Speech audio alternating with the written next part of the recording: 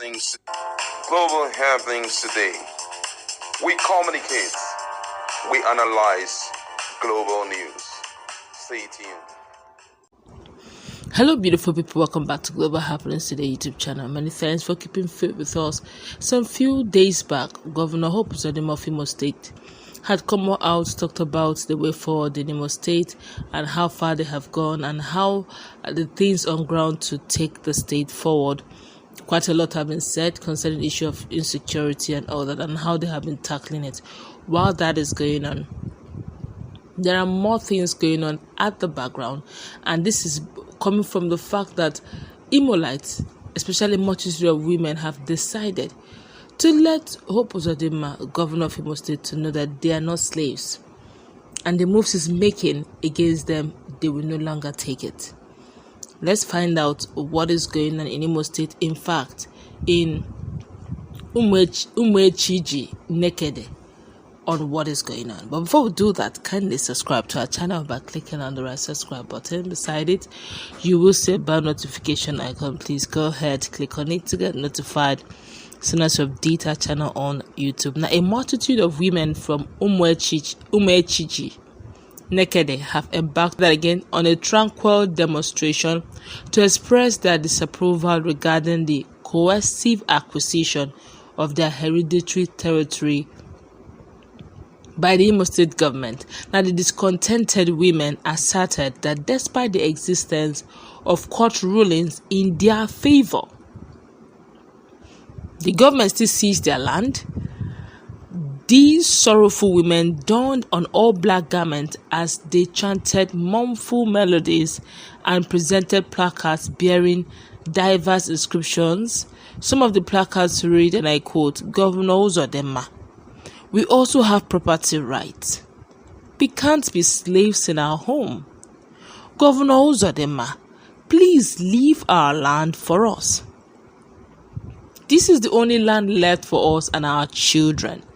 Now, addressing the journalists at the protest site, Dr. Mrs. Regina Omerionye, the assistant woman leader, warned that anarchy would is inevitable and is actually ensuring wherever the rule of law is disregarded. In Regina's words, and I quote, "We are a very peaceful community, but our peaceful stance to life and living should not be taken for granted by anybody. Anarchy, which blows no one any good, ultimately creeps in anytime and whenever or wherever the rule of law is forced to take a flight in any place. The land in dispute is our ancestral land. It was leased to the defunct Eastern Region government before the Civil War for agricultural purposes. Now, since the State Zoological Garden and Wildlife Park, which used to be money-spinning tourist center, is moribund, the land ought to revert to the original landowners in full compliance with the subsisting court judgments. In the interim, the community has corresponded with Governor Hope Uzodinma regarding the persistent encroachment on lands previously occupied by the Agricultural Development Corporation via their representative, Mr. UBO Obena.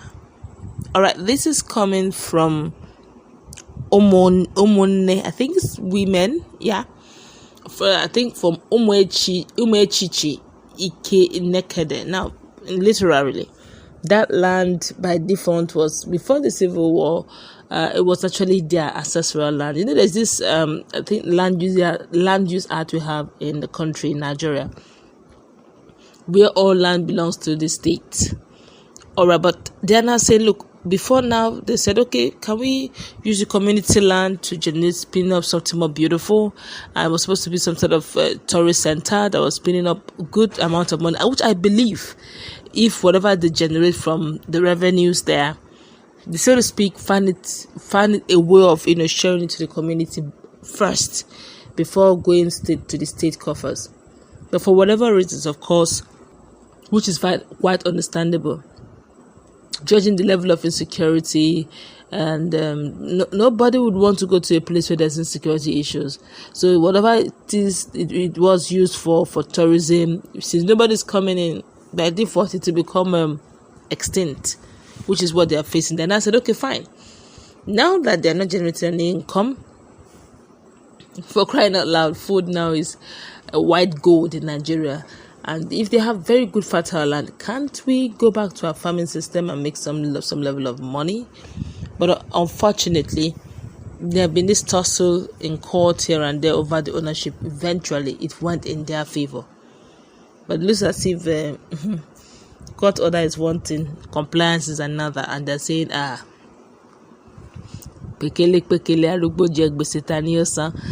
thing that you are going this way, do not let anarchy, because now if the rule of law and court orders are supposed to, put checks and balances, if it is being obeyed when it favors one and it's obeyed when it doesn't favor one, you are laying a precedent, you're laying a path, a new norm, which if the civilians or the average Nigerians begin to follow that norm, we are actually asking anarchy to begin to rise.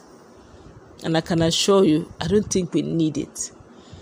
Rule of law, all of us who are jackbarring or who are willing to jackbar, or those who have jackbarred already, quote and unquote, jackbar in Nigerian slangs means those who are leaving the country for greener pastures, will agree with us that the reason why we are jackbarring to some of these other countries is not because of anything, because that place is functional.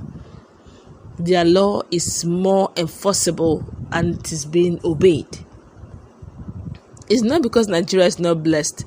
Nigeria is blessed with so many mineral resources, natural resources, and even human resources. But the functionality of our instrumentation of our laws is now what we are looking at. A lot of insecurity going on, a lot of corruption going on. Food insecurity is another big issue.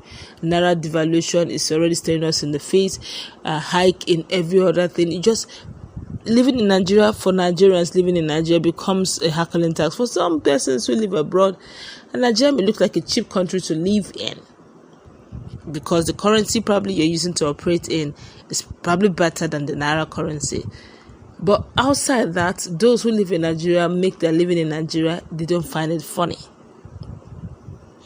Now, these people are saying, we do not want to go into any social vice. Just give us back our land so that we can at least do something with it. And I think that's the only thing they have to give to their children.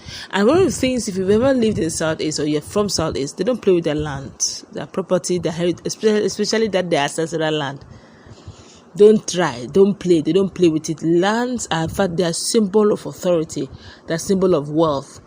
They're a symbol of responsibility, which is quite understandable. So if it's not generating them income, by all means allow them to go back to farming. Just my personal opinion. That's good. Wrap it up. Let's meet in our conversation. What's your take? Have a